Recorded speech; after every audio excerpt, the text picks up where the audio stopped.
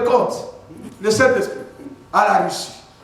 Mais la Russie dit non, nous ne ferons pas ça. Nous n'avons pas besoin de ça. Ils ont fait la fédération. Et la fédération qu'ils ont fait, ils ont rejeté le Saint-Esprit. Alléluia. Mais peut-être après avoir rejeté le Saint-Esprit, frère, qu'est-ce que Dieu a fait avec eux? Vraiment, il dit, les gens ont été appelés à la fête de Pentecôte, une fête spirituelle. Mais ils ont rejeté cela en Angleterre. Le Saint-Esprit a été déversé sur les gens. Mais ils ont rejeté cela. L'Amérique, le Saint-Esprit a été déversé sur eux. Mais ils ont rejeté cela. Il a lancé l'invitation à 3 reprises. Il a envoyé des serviteurs à 3 reprises. Mais les gens ont refusé d'aller à la fête. Alors il a de nouveau envoyé des serviteurs et il a dit, allez contraindre ces gens à venir. La table doit être dressée. La table est prête. Il y a encore de place.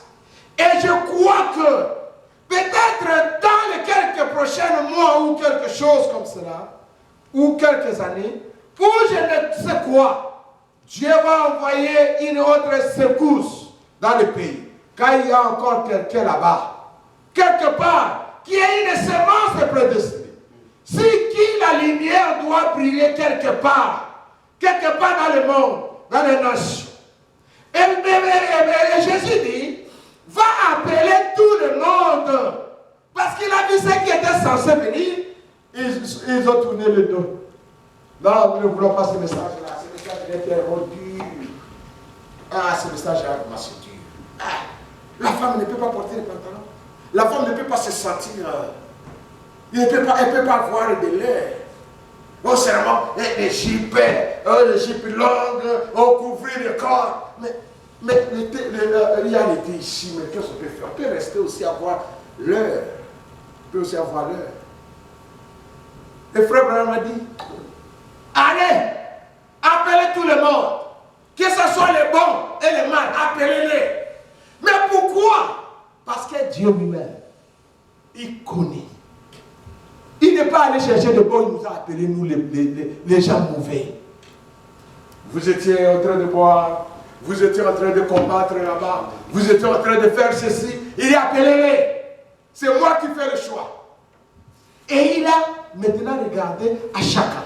Il dit, prends, bois ça. Parce qu'il avait dit, l'eau que j'ai, il a dit à la femme, il dit, l'eau que j'ai, toi, je te demande de l'eau, toi, tu dis non. Il y a rien entre toi et moi.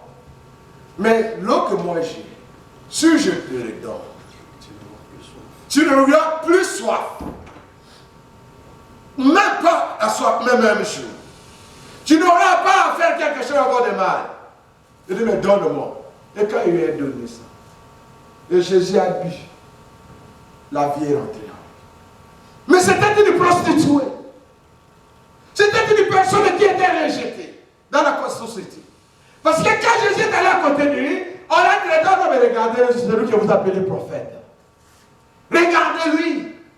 Regardez ce qu'il fait. Mes frères et sœurs, nous devons avoir une vie digne de l'évangile.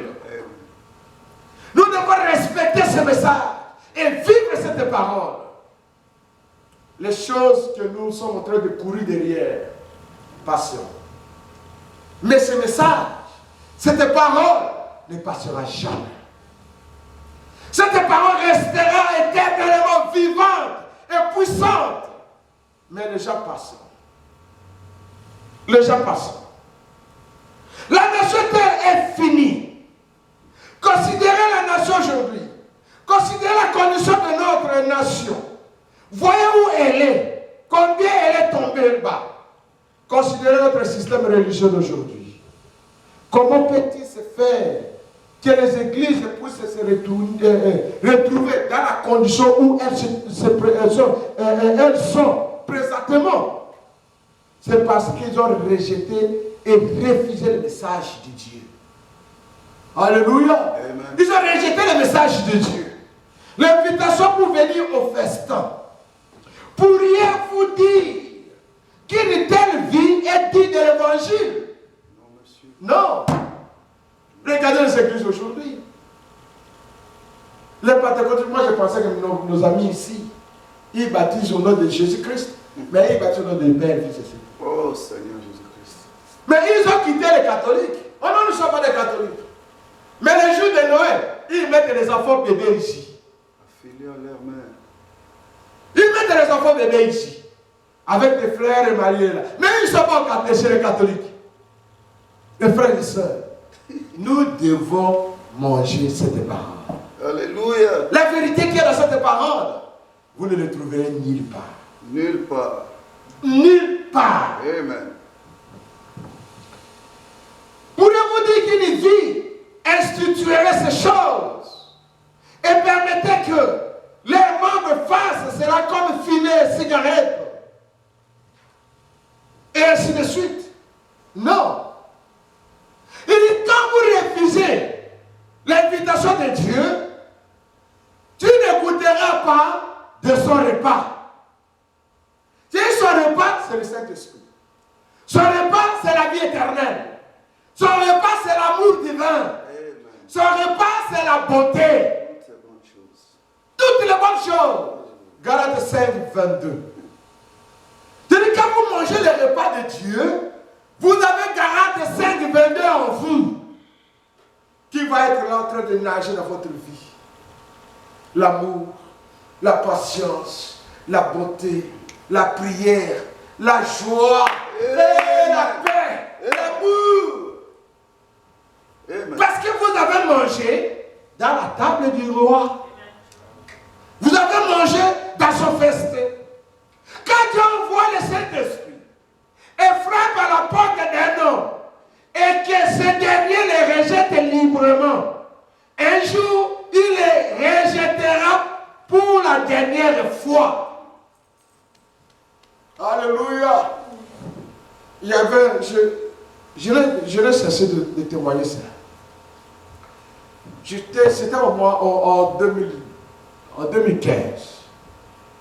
Je faisais maintenant une réunion ici pour commencer une petite église ici, comme on avait commencé. Alors j'ai fait 750 invitations. Les flyers, que nous appelons. On est allé donner. Et mon dernier enfant, Joseph, il était ici. Et il a donné à un monsieur. Il a regardé, il a pris sur moi, il a acheté ça. Alors ça a vraiment touché l'enfant. Il dit, ah, David, why you do this?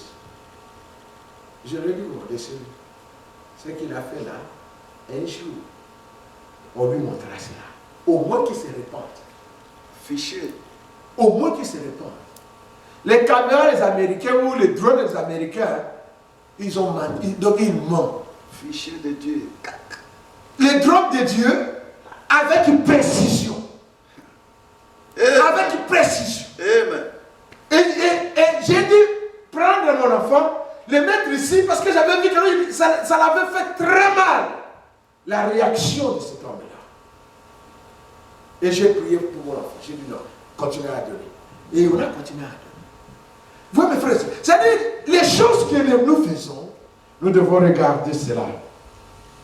Parce que quand Dieu vous donne une invitation, une fois, deuxième fois, et troisième fois, vous rejetez. Dieu va se mettre là calme. Il va se mettre calme, il ne va pas bouger. Il va seulement vous regarder. Quand Dieu vous parle une chose, si il vous parle aujourd'hui, demain il vous parle, après 5 ans il vous parle, la même chose, et que vous ne voulez pas changer, Dieu va fermer la bouche. Il va vous regarder, c'est comme il ne vous voit pas. Vous priez, parce que c'est difficile. Comme Frère Brand le dit. Et soyez heureux d'avoir un problème avec quelqu'un qui parle avec vous. Qui va vous dire que non, bon, ça va, merci frère, je t'ai entendu. Mais que de parler avec quelqu'un, vous ne savez pas s'il vous a pardonné ou s'il ne vous a pas pardonné. N'ayez pas de problème avec des gens comme ça.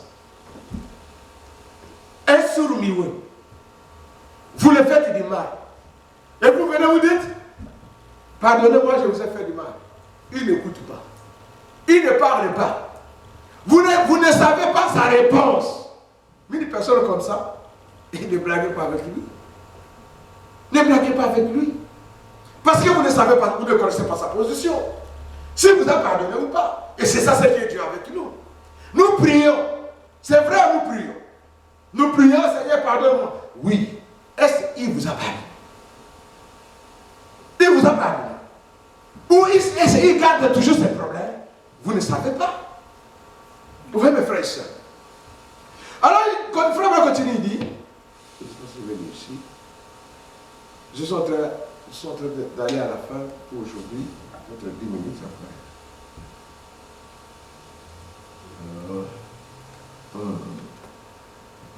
Je vous ai lu ça. Okay. Je vais lire dans 57. Paragraphe 57. Écoutez ce frère-là. À vous les gens qui venez ici. Ici où? À l'église. Qui a accepté l'invitation. Je ne suis pas responsable de ceux qui sont. À qui d'autres ministres prêchent. Ou de ceux que d'autres ministres parlent, prêchent. Mais si c'est vrai, vous devez votre vie à cela. Quoi d'autre pourriez-vous trouver qui vous serait plus bénéfique que de savoir que vous pouvez avoir la vie éternelle?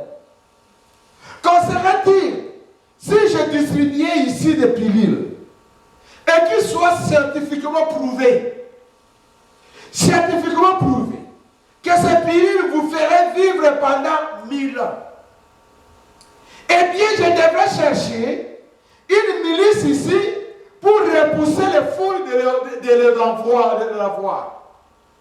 Il y a ce frère Brady ici, il a un médicament. Par exemple, on a le corona aujourd'hui.